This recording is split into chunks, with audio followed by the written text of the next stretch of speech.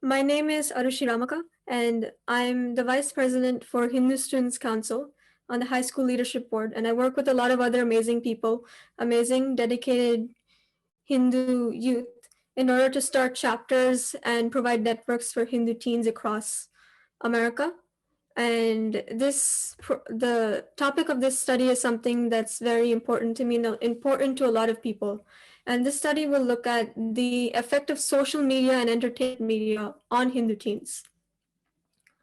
So think about it. It's a regular day. It's a regular day. And unconsciously, your hand reaches for your device. And if you're a teen, you're probably checking TikTok or Instagram. Maybe your hand reaches for the next browser and you're sneaking in just a few episodes of your favorite Netflix show before you start your next assignment. And I would know because I am guilty of all of this and I've done it. And of course, you only need to take a quick look, just a few minutes. But before you know it, so much time has passed. And even though you are the one doing these actions, you still don't know what you did. You weren't in control of it. And your parents notice, which is why, even though it's annoying at times, they keep telling you to put the device down to go do something else. So we can definitely agree that digital media has an empirical effect on Hindu teens. But naturally, if you were to go and try to search for studies on the effect that social and entertainment media has on Hindu teens, you find nothing. We are just not there. And even more lacking is a media studies approach from the Hindu perspective, from a dharmic perspective.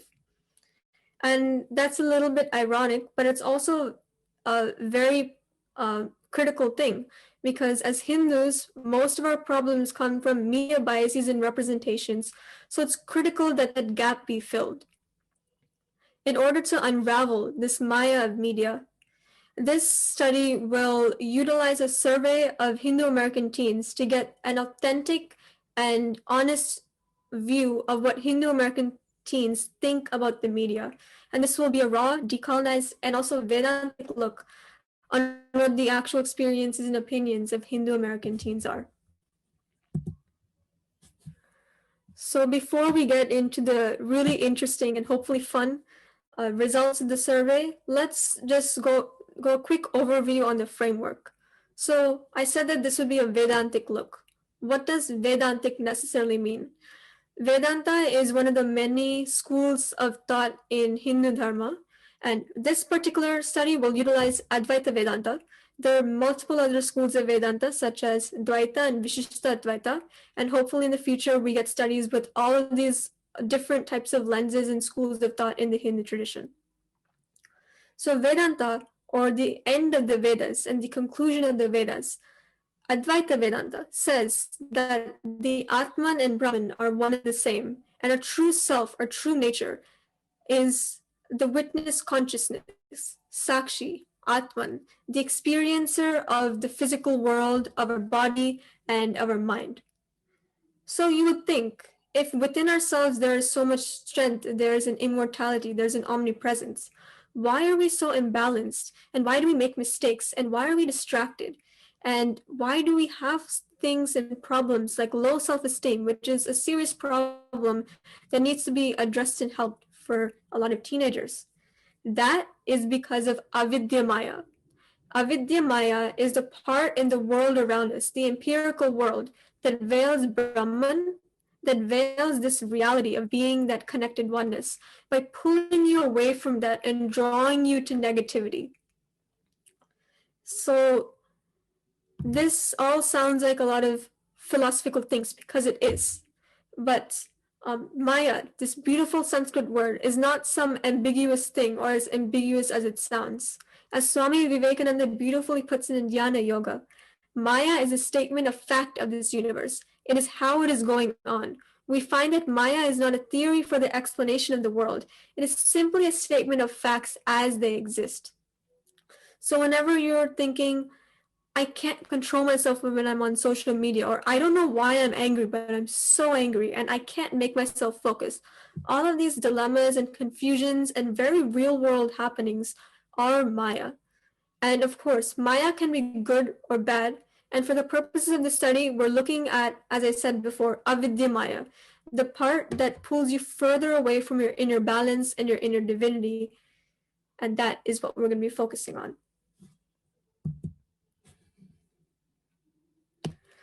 So this study of the impact of social and entertainment media will focus on the question, how are social media and entertainment platforms inducing the arishad vargas in the manas, preventing us from starting the path of self-realization, as said in Advaita Vedanta? So we have two new Sanskrit words here. Manas is the part of the mind which is a feeler, the emoter, the part that feels doubt and emotions and processes all the information from the outside world. Arishad Vargas, this tongue twister, is the 6 enemies of the mind, or the 6 negative vices. And it includes kama, krodha, lobha, madha, moha, and matsaryam. So desire, anger, greed, arrogance, excessive attachment, and jealousy. So these 6 negative things can pull you away from being a good person, from pulling you away from that balance. And we're going to see how social media and entertainment platforms could have some negativities in them that can induce these in our mind. So why these 6 things? You would think, why do we have these 6 specific vices? The problem is that in social media, you have Instagram filters in which it filters out things you don't want to see so that you get a desired look. Similarly, in order to combat these negative things, you kind of need what could be termed a dharma filter, in which your buddhi, or your intellect, the ability to focus and take control of what you do, and then awareness of the self. If you are conscious of the possible negative effects of media, and you make an effort to not lose focus of what your true identity is while engaging with this, you can kind of mitigate the effects of the arishad vargas. But why are the arishad vargas so important and potent? Say you have a desire to pick up your phone. You have a desire to look at Instagram and see whether you got more likes than something, or if your account is doing good. That's kama, desire. If that desire is not fulfilled, you get angry, krodha. And if you want that desire fulfilled for yourself, even if it comes at the expense of others, or if you compare yourself to others, then that is lobha, greed. Thinking that you have inherently become better because of this, physical thing, that you tie your self-worth to it. That is mada, arrogance. When you become excessively attached to it to the point where it becomes almost an addiction and you cannot focus because it is there, then that is excessive attachment, moha. And finally, by seeing other people get the desire that you want and you end up feeling negative because of it, that is jealousy, matsaryam. So as you can see, these 6 vices can kind of cause a domino effect in your manas. If you are not conscious of that, and if you don't make an effort to realize this. So the survey takes this framework and how the arishad vargas can be induced by media, and kind of targets a lot of aspects of the media because it's a huge ecosystem. So each one of the questions corresponds to an arishad varga, and also things like flex culture, polarization in media, objectification, etc. So now that lecture time is over, let's go over to what Hindu teens have to say. The first 2 questions aim to determine the strength of the vasana of media. So vasana is a tendency. So here we're measuring how strong the tendency to go to media and be consumed by it is.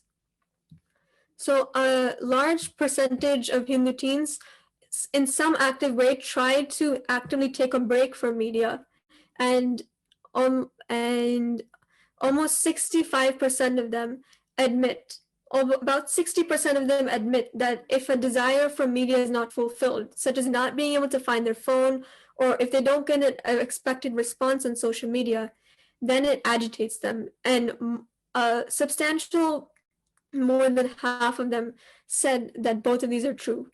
This means that the tendency to be drawn in and be affected by this media is high. So that's the first thing we've established from this study. The next one, the next set of questions are about competition due to media. So this is about moha, so attachment, matsaryam, jealousy, and ignorance of the self. The first one is a little bit troubling. It talks about how often teens compare themselves to ideal beauty standards and body image. So nearly 67.5% of Hindu teens compare themselves with body standards at least a few times a week, and 33% of them say that these thoughts of wanting to be like a perceived image of a better self, solely based on these media body standards, happens a few times a day. So this is a little worrying because the nature of Maya in Vedantic terms, because usually when we say Maya in a colloquial way, we mean like an illusion. But Maya, as we said, is just the nature of the physical world around us that veils Brahman. It is avarana, a veil. But here, not only are people not aware of Brahman, their own natural Maya, their own Prakriti, they question it because of these fake images created by media and companies. And a large percentage of people, almost 80% of teens, agree that the competition for likes, followers, and influence in social media does more harm than good, which means that the compounded influence of multiple people's jealousy and attachment to this has an effect that has been felt by a huge portion of our sample. The next two questions have the most unanimous answers, which means that almost everyone in the sample group, they all almost unanimously agreed on this. So 95.3% of people agree that the toxicity and polarization in some parts of social media can negatively affect one's mental health. So this means that there is a very strong vasana that has been created by this media, in which you unconsciously feel polarized, in which you unconsciously are checking your likes and followers compared to someone else. And 95% of people agree that it's detrimental for one's mental health, which is why approaches like Vedanta, yoga, etc., are critical in order to mitigate the effects. And for the second one, 85.9% of Hindu teens think that the objectification and sexualization in media can cause moral, safety, and eating disorder problems. And even though these results look very negative, what is positive about them is that a large majority of teens are conscious about this. So he talked about that dharma filter, the buddhi, in order to be kind of focused and conscious of everything that is happening. So this means that even though the media itself can be toxic, a large portion of Hindu teens are able to recognize that, which is a good thing.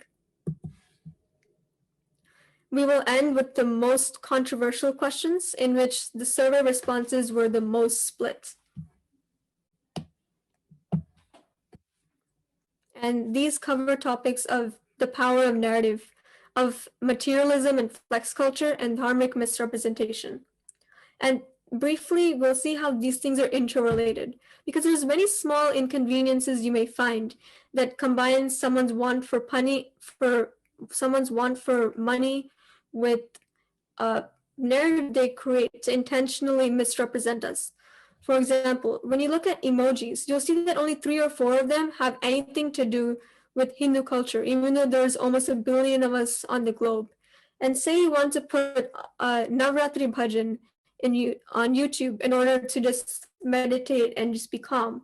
However, if you do not pay for a non-ad app, then you'll have ads about things that are not related to Navratri at all pop up, and that can kind of mess with the peace created by that, and it disrupts your mental space. So these are small inconveniences that are a part of this adharmic ecosystem, and let's see what Hindu teens have to say about this.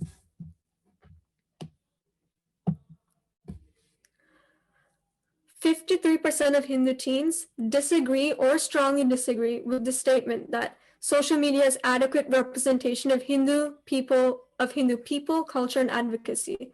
So this question is the most split because the recognition of Hinduphobia is something that people are still a little bit unsure about. So these questions, because they're controversial, as you can see, can cause agitation and amanas, so indecision, which is why all three of these questions had the highest rate of neutral responses, 25%. And a large portion of the survey respondees also agree or strongly agree, 67%, that mainstream narratives and powerful institutions have too much influence on the media. So what arishad varga does this correspond to? Well, that would be lobha, the greed for money and power of a few to control a narrative in order to hurt somebody or hurt the representation of a group of people in order for their own gain. The lobha of someone else is influencing what you see. So their karma is influencing what you take in from the world.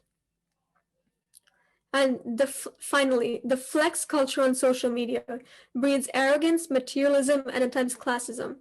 So the flex culture is when popular influencers who often have a lot of money, they buy the latest things which often have no value except for their status. And what this does is that it influences a desire to buy these things even though they inherently have no value. And because of this, you have mada, you have the arrogance of having more than others, even though that's probably just due to income inequalities. And this creates this unhealthy cycle of jealousy, arrogance, and desire that perpetuates throughout media. So to conclude that, the results of the study indicate that Hindu youth are aware of the power of narrative, of the dangers of materialism, the problem of sexualization, and the mental impact of media. The areas of concern, however, are body image, mental health, and the recognition of Hindu phobia. And in order to tackle these, even though media is the one which is inducing all of these emotions and vasanas, a lot of the change can start in the way we communicate, because not only are we induced by the media to do these negative things, but the way we talk can also impact that. So things that look like jokes, for example, in terms of body image, like colorism or weight gain jokes and etc., especially on kids, they can kind of feed into this negative cycle. So we have to be conscious and be kind and recognize that inherent truth that we are all at our core Atma, the same Brahman. This entire survey, this entire study, we have also talked about avidya maya, the part that induces these negativities and pulls you away from Brahman. However, there's also a good part of maya, the part of maya that contains vidya related to self-realization and dharma. Because to learn about Vedanta and to learn about all of this, you still have this body with you. You still can go onto these physical things and learn about it. So what parts of the current media ecosystem can count as dharmic representation or Vidyamaya? In the open response section of the survey, a lot of Hindu teens said that they felt that Avatar: The Last Airbender, a TV show, had a lot of good representation and it drew on philosophy from Vedanta, yoga, and the chakras. But while more content like that, and hopefully more authentic content like that, is being created for our perspective, we have to ask ourselves, how do we engage Vedantically with media? How do we maintain kind of a dharma filter within ourselves in order to keep our mind and our willpower in control of ourselves instead of being drawn away by these outside influences? And there's something that Swami Sarvapriyananda said in his talk on strengthening the mind. Vedanta says that you cannot completely get rid of desires. So that means that you should not be angry at yourself for having these thoughts or any of these desires that could potentially become negative. Instead, you can mitigate them. How can you do that? One of the best things is karma yoga. You can do selfless acts in the name of dharma for a community. And by doing that, you gain good karma, you are helping others, and you also become less susceptible to the influence of these negative things. So instead of just aimlessly scrolling the social media, maybe go do the dishwasher for once, or connect with an old friend, connect with your family. You can use media. This is not to say that it is all bad or it's all horrible. It's just that we have to be conscious in how we engage with it and how much good we can do. We need to be in control of how much good we can do with it. Another takeaway from this is that there is a huge gap in media studies in regards to Hindu lenses and Hindu representation. So let's fill it. That is one service we can do for our community, and we can do that together. As Swami Vivekananda said, arise, awake, and stop not until the goal is achieved. And of course, another way of mitigating the effect is to do more dhyana, study a lot of our inner sciences like Vedanta. And hopefully, this will be a beginning for more media studies approaches with Hindu epistemic lenses in order to bring your perspective to the table and provide more representation for a community. And this Shanti mantra from the Upanishads is often recited when we start the learning of Vidya Maya. So if we can all recite it together, that would be amazing. Om Asato Ma Sadgamaya Tamaso Ma Jyotirgamaya Mrityorma Amrutam Gamaya Om Shanti Shanti Shanti. Thank you very much.